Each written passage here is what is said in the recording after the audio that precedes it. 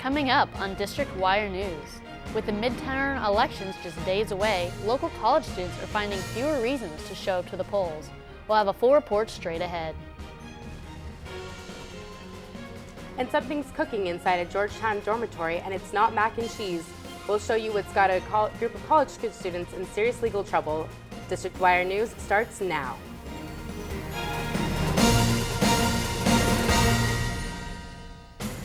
Good evening, I'm Amanda Zimmer. And I'm Megan Ackerman. American University professor Sue Markham was found dead today. Her boyfriend found her body in her house. Police say someone broke into her home and they found signs of a struggle. They believe Markham was murdered. Her Jeep was missing as well. Markham graduated from AU in 1999. Her students learned of the news when they arrived to her class this morning. They really cared for her students. She went out of her way to help everybody. She responded to email fast. And there were times where I wish all other professors were just like her. She's a faculty brother of AK Psi fraternity. Markham's classes were canceled for Monday. Kogod has not said what will happen to the rest of her classes. Voters are getting ready to head to the polls in midterm elections, but there's one key group whose voices won't be heard as loudly this year. Jordan Kogenauer has the story. Rock the Vote is counting on less students showing up at the polls for midterm elections this year. According to a new Harvard Institute of Politics poll, only 35% of students are planning to vote this year. This is a major drop from the 70% of students who made that vow in 2008.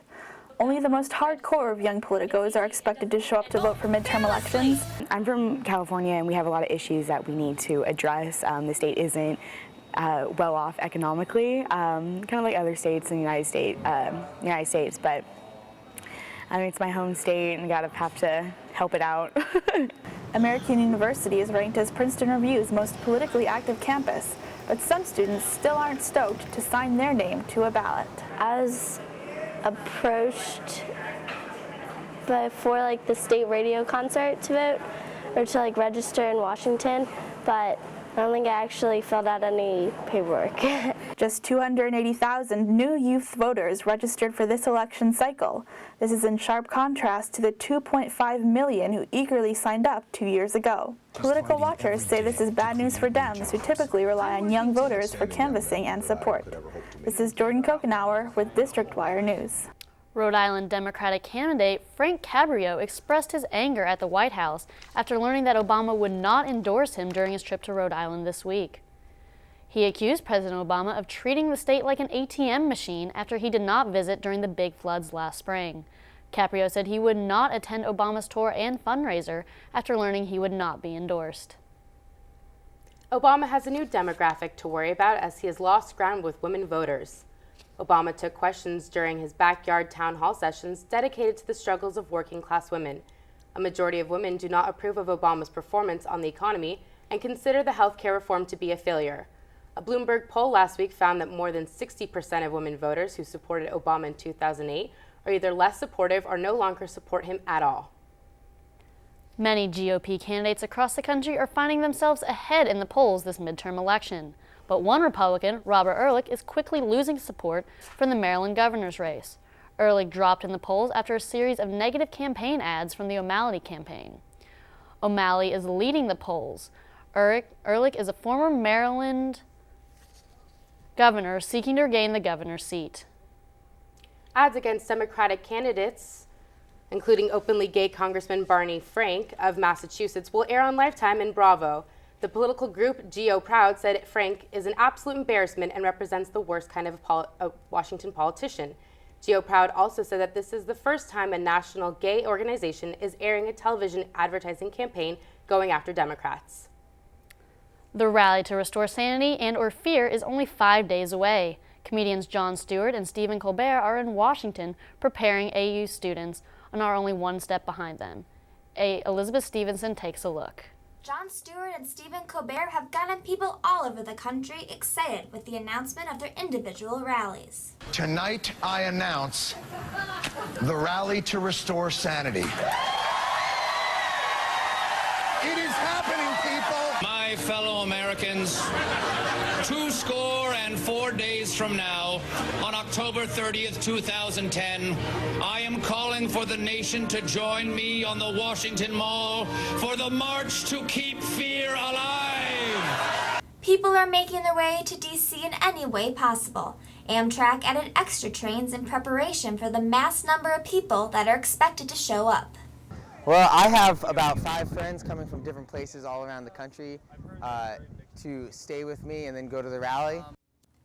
Student organizations here at American University are going down to the mall to see the rally. ATV, American's television station, is sending shows down to get as much footage as possible.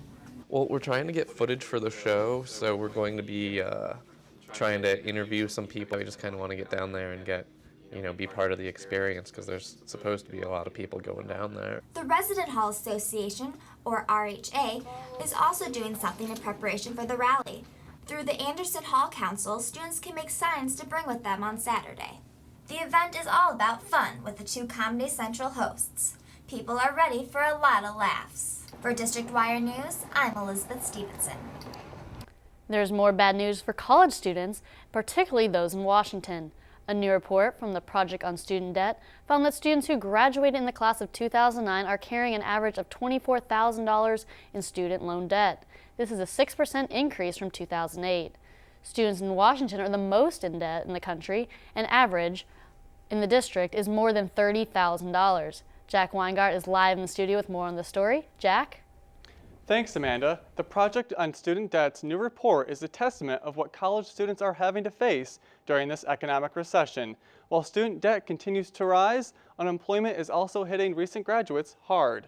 Unemployment for recent grads climbed from 5.8% in 2008 to 8.7% in 2009, the highest annual rate on record for college graduates between the ages of 20 and 24. I talked to several students at American University about these new figures, and here's what they had to say. With student debt rising across the U.S. and jobs hard to come by, many college students are left worrying about their future and their finances. Even though it's worth it, even though our education is so important, and I'm so glad I'm here, realizing I'm here on borrowed money, it's not a comforting feeling. I don't feel secure half the time. While the report notes that the increase in student loan debt is consistent with increases in previous years, students are blaming the grim job market for the increased debt load. You hope you find a job, even if you don't have loans. You just hope you find a job. But it's with the job market right now and seeing friends who recently graduated saying we haven't found jobs yet. It's terrifying. I'm thinking, what if that's me? What if I can't pay it back? What am I going to do? Staying in school and earning a master's degree is one route many recent grads have taken since the economic downturn. Even those who had found a job realized soon enough that it wasn't going to be easy making their payments with an undergrad degree. I mean, I came from undergrad and had student loan debt, and got a job for a little bit, and realized that it wasn't going to be enough, so went back and trying to get a better job because you can't be competitive, unfortunately, with an undergrad degree. While it is likely that students in the class of 2009 took out the bulk of their loans before the recession began, it appears as though the weakened economy since graduation day has made it harder to pay off their education. While this information may not sit well with recent graduates, those still in school have been able to benefit from the efforts colleges and the Obama administration have made to increase or maintain need-based grant aid so that students could afford to stay in school. Back to you at the news desk. Thanks, Jack. Coming up after the break, opening statements in Chandra Levy case are starting. We'll tell you about the dramatic testimony on the stand today.